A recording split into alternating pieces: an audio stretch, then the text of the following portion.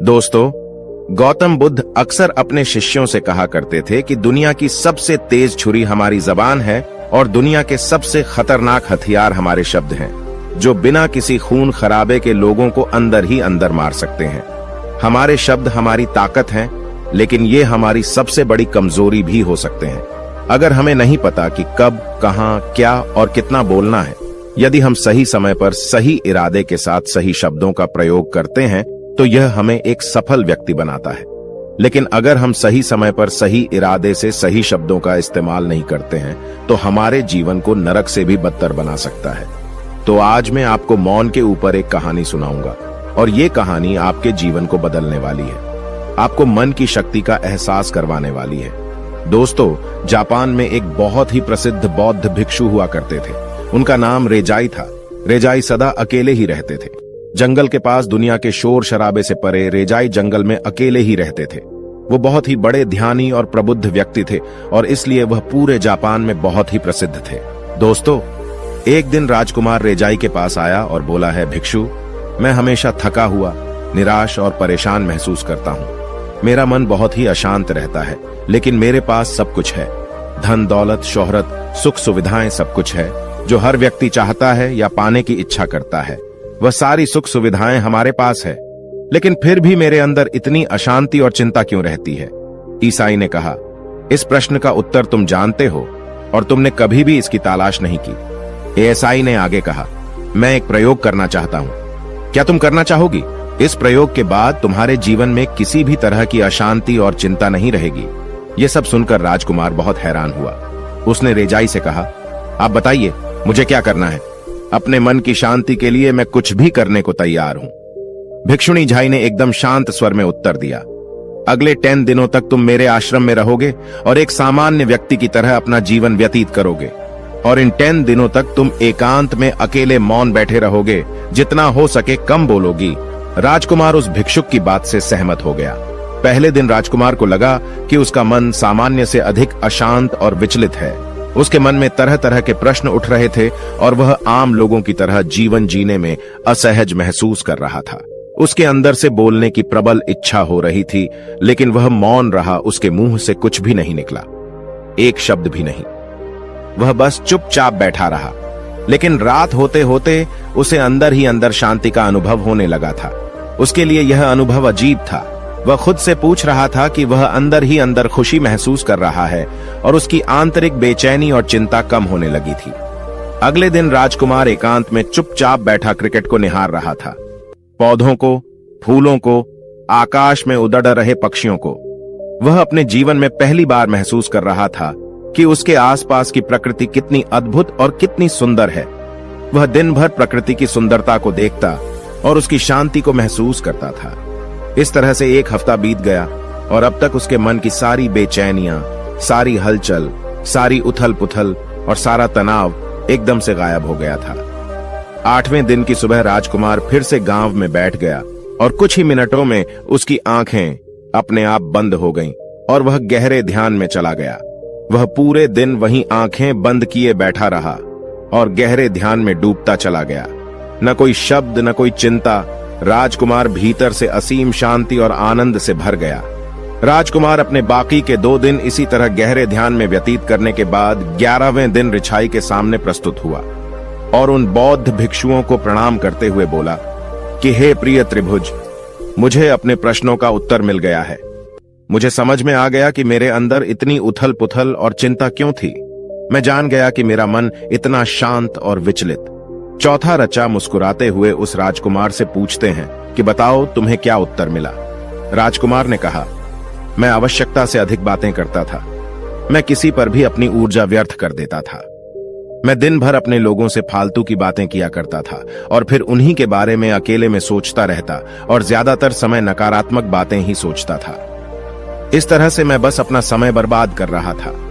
ज्यादा बोलने और नकारात्मक सोचने की वजह से मेरा मन अशांत और बेचैन हो गया और इस वजह से मैं किसी भी चीज पर ठीक से काम नहीं करा रहा था, जिससे फिर मैं लगभग हर काम में असफल होने लगा और फिर लगातार असफलताओं की वजह से मैं उदास और चिड़चिड़ा हो गया और इसने मेरे जीवन को नष्ट कर दिया।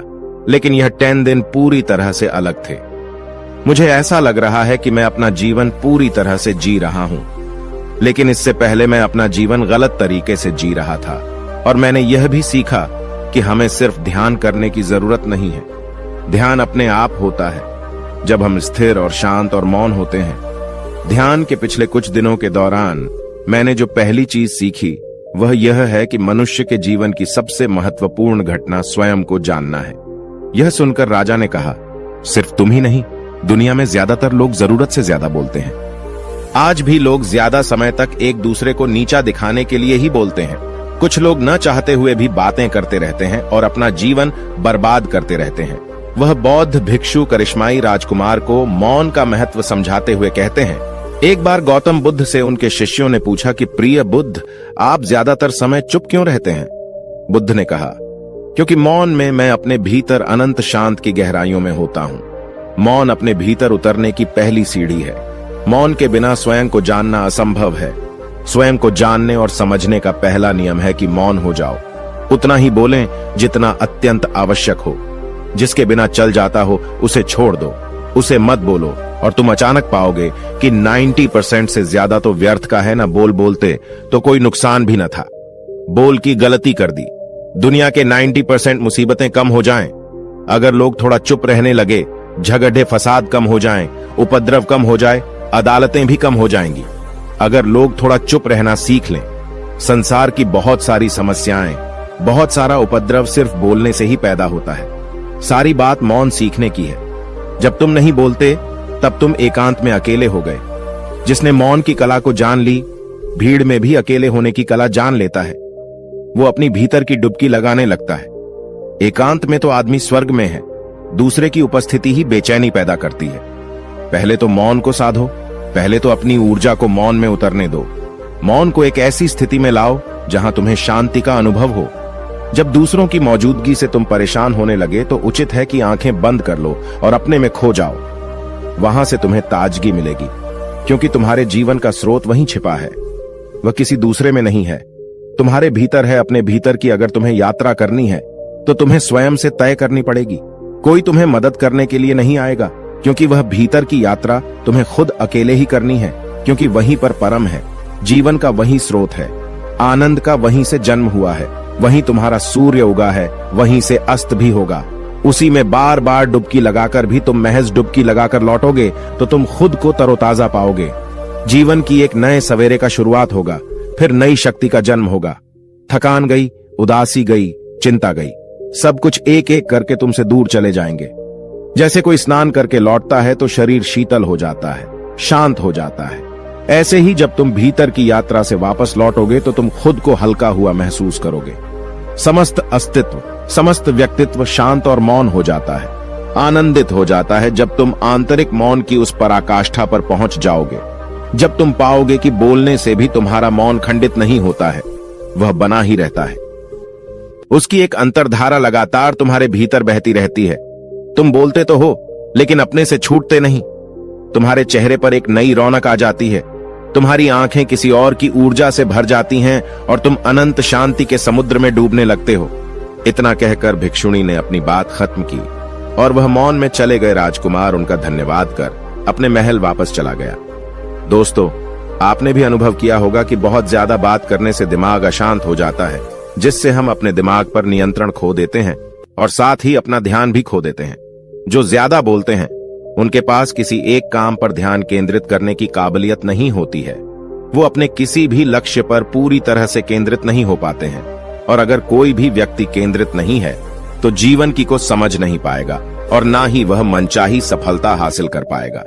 इसके अलावा भी आपने देखा होगा कि जो लोग अधिक बोलते हैं वह अक्सर लोगों के बीच हंसी का पात्र बन जाते हैं, और जो लोग कम बोलते हैं वो अपनी बात पर कायम रहते हैं।